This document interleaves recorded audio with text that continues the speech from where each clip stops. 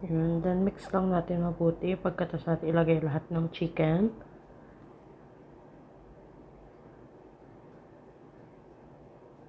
And then maglagay tayo ng Knorr chicken cubes. Isa lang. Then durugin natin para ma-mix siya mabuti. And yan. Then maglagay tayo ng black pepper, ng salt, and mix lang natin.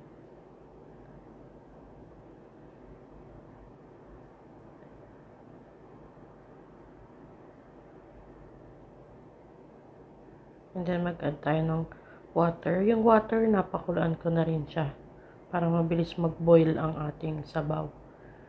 Yan. Kita nyo umuusok na siya, di ba? Kasi pinakuluan na siya. Then cover lang natin and pakuluan lang natin. Then after 2 minutes to 3 minutes, ayan, lumambot na ang ating chicken and yung mga ingredients. Then agad ako ng siling labuyo, 2 piraso. And then add na natin ang ating lettuce. Yan. Ay nako, itry nyo yan guys. Ang lettuce ang ilagay nyo sa inyong sinampalukang manok. Ay, mapapadami talaga kayo ng rice. Hindi ako nagja-joke. Totoo yan. Yan. Then mix lang natin mabuti. And mag-add na tayo ng mamasitas sinigang sa sampalok.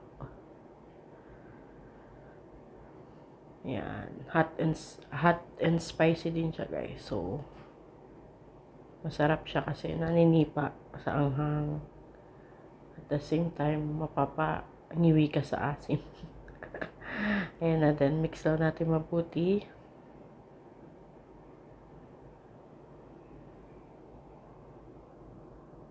Mix lang hanggang blend yung flavor ng ating sinampalukang.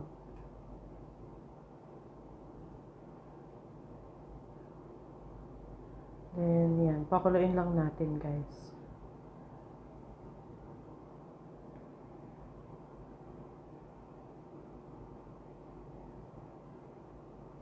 Sarap yan, guys. So, nakikita nyo naman yung bula-bula. Ay, nangangasim ka sa ano. Sarap. Try nyo na rin, guys.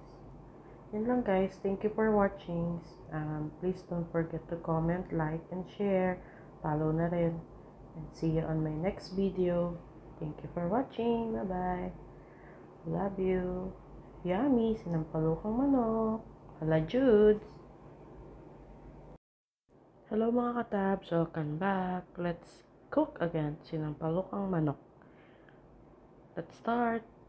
First, nagpainit muna ako ng kasirola and naglagay ako ng onting oil. Sasatay natin ang ating garlic, onion. Mix lang natin ng mabuti and i-add na natin ang ating ginger. Mix lang ulit. And then add natin ang ating mga kamatis or tomato. Yan, mix all together lang. Then sunod natin ang green chili, pampaanghang. And then lagay na natin yung ating chicken, yung manok na ating pinakuluan. Pinakuluan ko na yung manok para mabilis lang sa pagluluto.